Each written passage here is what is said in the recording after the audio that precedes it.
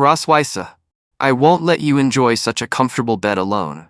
Roswisa turned her face to the side with a slight blush, not looking at Lyon.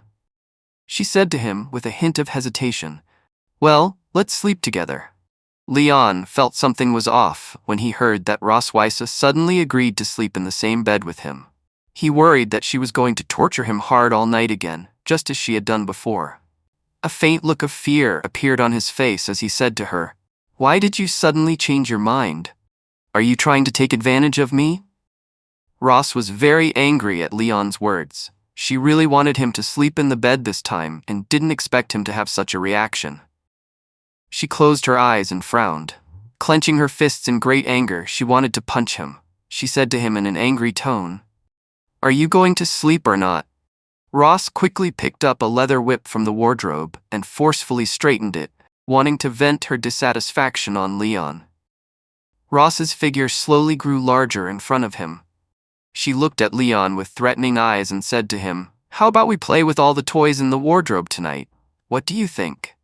Lyon realized that his words had just angered Roswisa. He gave her an awkward smile, shook his head, and waved his hand, indicating that he didn't want to do that. Seeing that Lyon no longer spoke ill of her, Ross turned around and prepared to take a shower. She grabbed the bed curtain with one hand and prepared to pull it open. At this moment, she noticed that Lyon was still in bed. She glanced at him and issued a reminder, "I'll take a bath. Don't peek."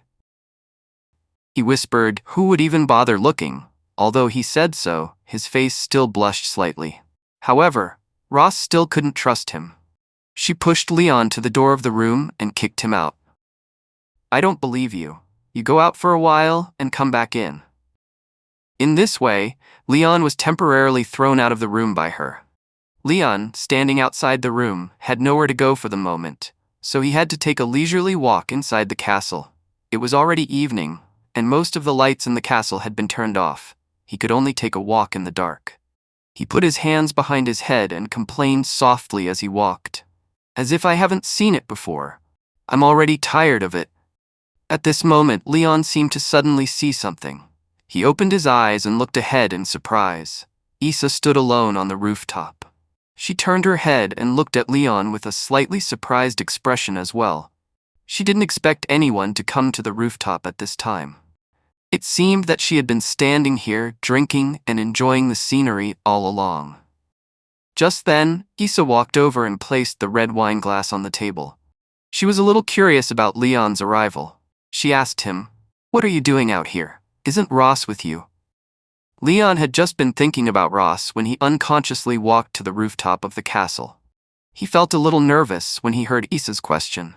After all, Issa had forcibly left them in the room without intending to let them out. He quickly found an excuse to explain. She's taking a bath. I came out to get some fresh air." Fortunately, Issa did not continue to inquire about the reason why Lyon left the room. She picked up the red wine placed in the ice bucket and gently swirled it. She said to Lyon, "Can you accompany me for a drink?" "Okay." Lyon quickly agreed to Issa's request to drink. He showed a relaxed expression, put his hands into his pockets, and walked towards the table. Issa took the other empty wine glass next to the ice bucket and poured the red wine into it. After pouring red wine into Lyon's glass, Issa also poured some wine into her own glass. She poured wine while explaining to Lyon, "This is the wine that Ross usually likes to drink." Then Issa handed Lyon the red wine glass. Lyon took the glass and thanked her. "Thank you." Issa and Lyon leaned against the railing on the rooftop and gazed at the distant scenery. At this moment, the moon had gradually risen into the sky, slowly illuminating the dim night. Previously, Ross and I would occasionally drink and chat here. Lyon remembered his interactions with Roswisa today and commented on their sisterly relationship. "Your relationship is really good." Issa looked at the distant scenery. She remembered some of the things she had experienced with Ross before. "I've watched Ross grow up. She spent 50 years with me after she was born. Later, she became the Silver Dragon Queen and left here, so we began writing letters to each other to assure each other's well-being. More than a year prior, she unexpectedly revealed that she had married a low-key Dragon King and was pregnant with his child. Despite her marriage, she appeared rather unhappy. Her sadness was evident between the lines.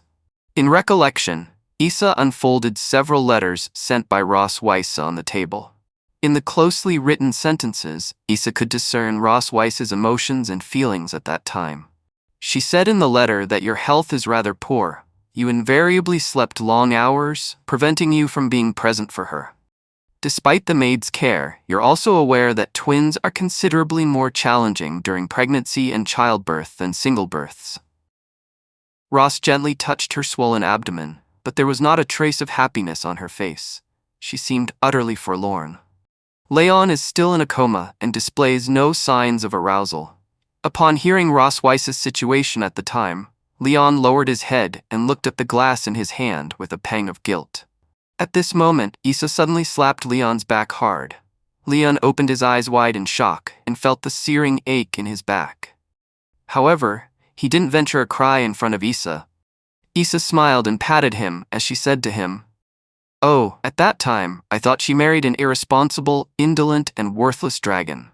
Lyon bent over, enduring the pain in his back, and turned his head to look at Issa. He hadn't imagined she held such an opinion of him before. He offered a sheepish grin and said to her, "Ahaha, is that your impression of me as a dragon?" Issa smiled and gazed at him, after a brief contemplation. Then she reached her verdict based on our short exchange tonight. "You certainly don't seem like a useless dragon. There might be extenuating circumstances." Then, Issa told Lyon a further deduction that she felt quite sure of, yet this further solidifies my belief that. Lyon lifted his goblet and sipped, hoping to dispel the awkwardness he now felt. At this moment, he observed that Issa appeared ready to utter something significant. He directed his attention to her. "Ross likes you." At this revelation, Lyon was utterly stunned. When he remembered Ross Weiss's bashful moments in the past, his face gradually flushed. He pondered to himself, "Ross Weiss truly cares for me. Hi,